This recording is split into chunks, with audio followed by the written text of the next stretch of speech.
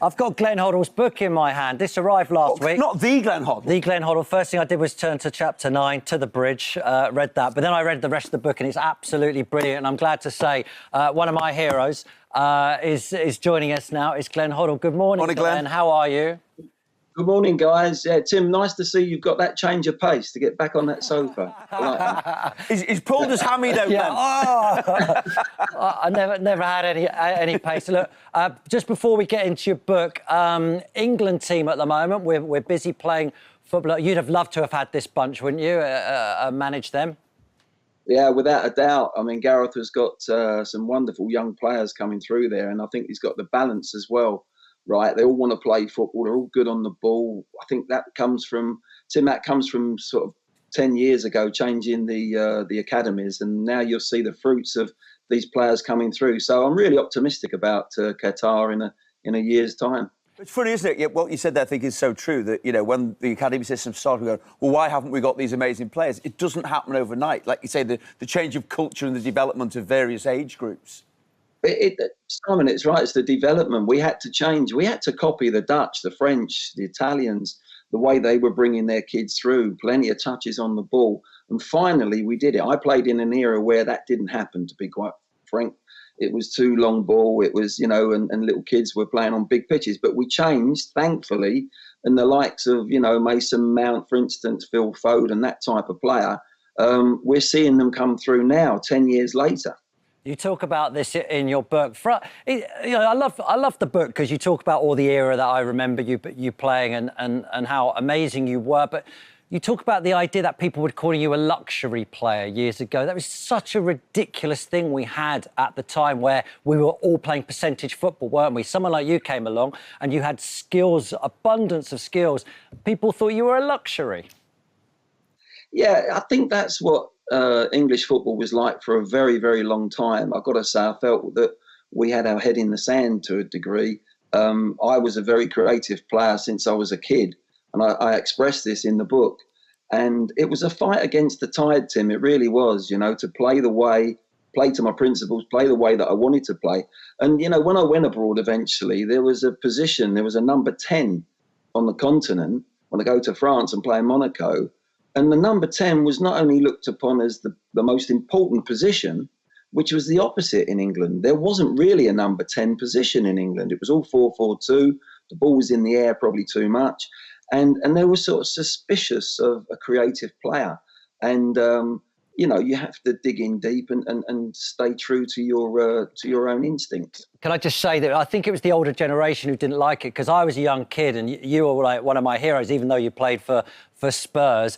And I actually went to watch Spurs play Villa just to watch you play. And I remember I used to play football with my shirt out, and the sports teacher used to go, tuck your shirt. And I go, no, Glenn Hoddle has his shirt out. And he goes, when you're as good as Glenn Hoddle, then you can play with your shirt out. I never got there. Never got there. Hence, I've still got my shirt tucked in now. Did you have those little shorts as well? Yeah, of course we did, yeah. I want my legs shiny like Glenn has. But when you were coming through, though, Glenn, because of that, did coaches almost try and train that creativity out of you? Well, yes and no. I was lucky in the sense that Tottenham were a team, from the 60s when they won the double. It was a push and run side. Before that, they were traditioned in technique. So I was at the right club. For me at that time as a kid coming through, going there when I talk a lot about that in the book, about, when I was 11, 12, travelling to White Hart Lane on a train all on my own, going through that. But me and Tottenham really were sort of hand in glove. We were made for each other in many ways. So, yeah, but there were times with maybe England and the pressure of just the outlook it was more the outlook in England, really, at that time. Thank heaven that they've changed the philosophy now, and we're seeing some wonderful number 10s come through, and we got them in abundance now. And Gareth's got a lot of choice there. Did it just come naturally to you, Glenn? I mean, your vision on the pitch was unbelievable, and your control was so superior to anybody else playing English player at the time. Was it just natural? Yeah, I think it was. I mean, I was obsessed with the football. I used to sleep with the football when I was 8 or 9. I suppose I should get out of that habit now, really, shouldn't I? but no, it did come natural, left foot and right foot. But you know what, Tim? It was also, I put the hard yards in because I was obsessed with football. I was non-stop playing football as a kid, even a teenager. I had a young brother, Carl, coming through, was 9 years younger.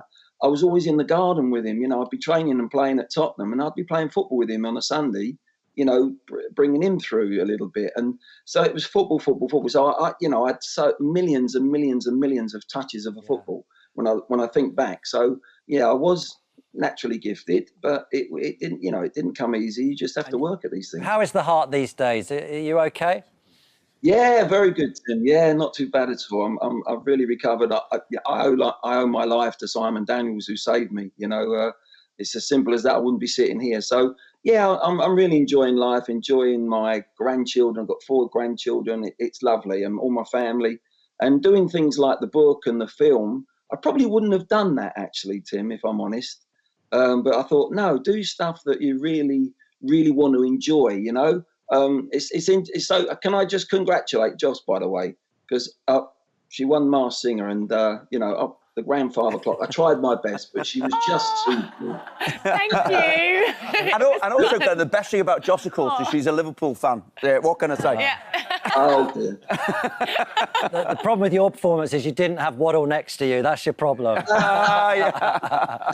Glenn, I could talk to you all day. I love your book, by the way. Absolutely fantastic. For anyone my age, Simon's age, whatever. It's a beautiful book. Thank you so much for joining us this morning.